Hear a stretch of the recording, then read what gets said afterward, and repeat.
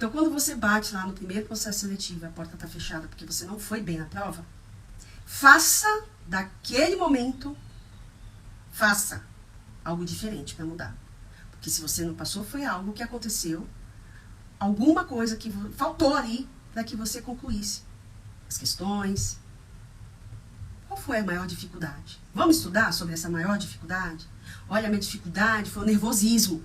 Eu fico muito nervosa na hora da prova, a questão tá ali, mas parece que eu cego na hora. Então vamos treinar um pouquinho isso. Porque a gente fica tão ligado na área técnica, aprender assistência e tal, esquece assim de muita coisa. O equilíbrio. Precisamos procurar o equilíbrio. Ah, mas eu sempre fui assim, tímida, eu não consigo falar direito. Tem como desenvolver isso? Tem como desenvolver isso. Basta você procurar. Então, a gente precisa olhar para o problema e fazer daquela famosa frase, né, daquele famoso ditado, de um limão, uma limonada.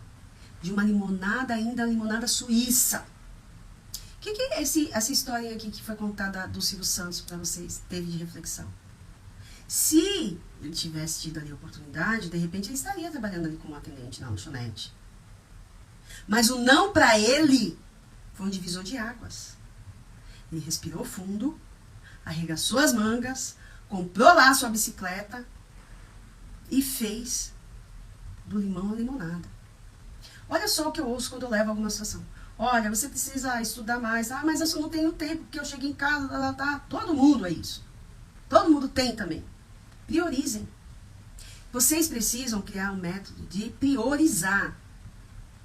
Eu tenho 1 hora de almoço, 1 hora de jantar. Que tal eu pegar ali e ler ou fazer a leitura de algo que eu tenha dificuldade? Ah, não tenho hora de almoço não. Eu trabalho 12 horas direto. Final de semana. Tá? E para você que está triste porque acabou de fazer um processo seletivo e não passou, tem essa história aqui, que foi contada nos stories aqui, de exemplo. Tenha essa história de exemplo. Eu vou contar a minha, tá? O meu primeiro emprego como enfermeira não foi na primeira prova, foi na segunda. E hoje eu posso dizer, graças a Deus. Porque no primeiro, eram 2 vagas para 30 candidatos, 20, enfim. Não, 20 foi o segundo. E numa área que eu não tinha habilidade, lógico. Estava me formando naquele momento e poderia participar do processo seletivo quem tinha especialização e quem não tinha. Então, naquele momento ali, a escolha, a opção, não foi nem pela nota, e sim quem tinha experiência naquela especialização. E eu não tinha obstetrícia, não era, nem até hoje nunca me interessei em fazer nenhuma especialização nessa área. E aí o segundo, vocês acham que eu fui para casa como? Arrasada? Fui. Sabe o que eu fiz? Eu passei, foi a noite toda, estudando tudo, obstetrícia, hemodinâmica, UTI, menos CCIH. Qual o ser humano que sai da faculdade apaixonado por CCIH? Eu só tive uma matéria, assim, daquele jeito, assim, sabe? Uma vez por semana, consultando sites. Quando eu fui fazer o processo seletivo, gente, era 1 vaga. Quando eu olhei, caramba, tudo isso é pra CCIH? Fui lá perguntar, né, pra moça do Recursos Humanos. Ela é. E eu, nossa, que interessante. Aí, o que eu fiz? Sabendo, lógico, que a vaga era pra CCIH, e eu só tinha tido uma matéria na faculdade, passei foi à noite estudando, tá? Vendo os consultores, vendo os executores, as leis, 2616, eu falei, entrei lá numa pesquisa, o que mais cai em prova, e fiz lá a noite toda.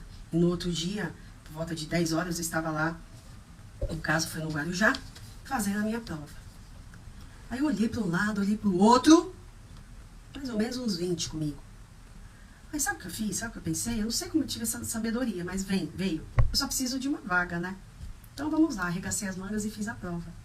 E fui estudando para as outras. Era uma semana para dar o resultado, então não deixei a peteca cair. Até fiz mais provas e tal.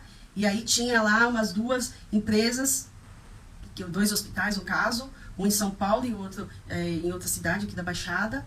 Aí eu fiquei pensando, nossa, se eu passar, e agora, né? Eu vou ter que escolher, né? Mas aí já tinha descartado a do Guarujá. Tá? Já tinha descartado, porque eu falei, 20 vagas, e eu nem tenho experiência, né? Mas na vaga, naquele momento, não estava pedindo especialização, não era obrigatório, né? Algo que agora é. Então, eu até desencanei. Mas aí, para minha surpresa, o RH me ligou e falou, olha, você aprovou, está aprovada na primeira etapa, agora a prova é prática. Aí, para minha surpresa, né, eu falei, tá bom, vou fazer, né, vou estudar. O que pode cair? Aí sonda, e isso e aquilo, medicamentos, tudo aquelas técnicas que a gente aprende, tá? Que não é tão diferente a faculdade pro técnico, não. As técnicas assistenciais são semelhantes. A diferença é que é algo privativo do enfermeiro, passagem de sonda, e os técnicos mais a manutenção, os cuidados com os dispositivos, no caso. Mas, o que difere é que a gente acaba fazendo a técnica da passagem dos dispositivos. Fui de novo, estudar a técnica. Já tinha tido na faculdade? Tinha, gente. Você também fez o curso, mas a gente precisa aprimorar. E se eu não tivesse feito isso, eu não estaria com a vaga garantida. Fui lá, fiz a prova prática, e a prova prática, ainda mais com 2 ou 3 pessoas ali. E continuando fazendo o processo seletivo. Mais ou menos uns 15 dias já estava tudo concluído, eu passei, entrei. E aí, né, a pessoa que estava lá, que me acolheu muito bem, falou assim, olha, eu vou te passar a rotina e você, com outras palavras, corre atrás do conhecimento. Tudo bem, aprendi ali a rotina, tal, tinha uma técnica de enfermagem que trabalhava ali no setor também junto. Lembrando que técnico de enfermagem, ele não trabalha só diretamente na assistência não, tá? Ele pode trabalhar em áreas administrativas. Inclusive, você que está aqui me escutando, se tiver interesse em saber algo mais sobre outras habilidades do técnico de enfermagem, coloca aqui pra mim, né, no comentário, eu gostaria, tal, depois eu vou abrir uma caixinha de perguntas, que aí eu faço uma live só pra colocar aqui áreas que você pode atuar, se você tem interesse, né? Que são mais voltadas, não diretamente com assistência, influencia, claro, mas que é um diferencial também, tá? E técnico executa, tá bom? E aí vocês colocam aqui e é super top. Eu trabalhei com uma técnica maravilhosa. A minha colega lá, enfermeira, ensinou, só que ela era gestora também de outras áreas. Então ela voltava para outras áreas e eu falava, né? Nossa senhora, ela me deixou aqui, será que eu vou dar conta? É um hospital desse tamanho, tem 3 UTIs, um berçário, uma pediátrica, outra neonatal, o que eu vou fazer?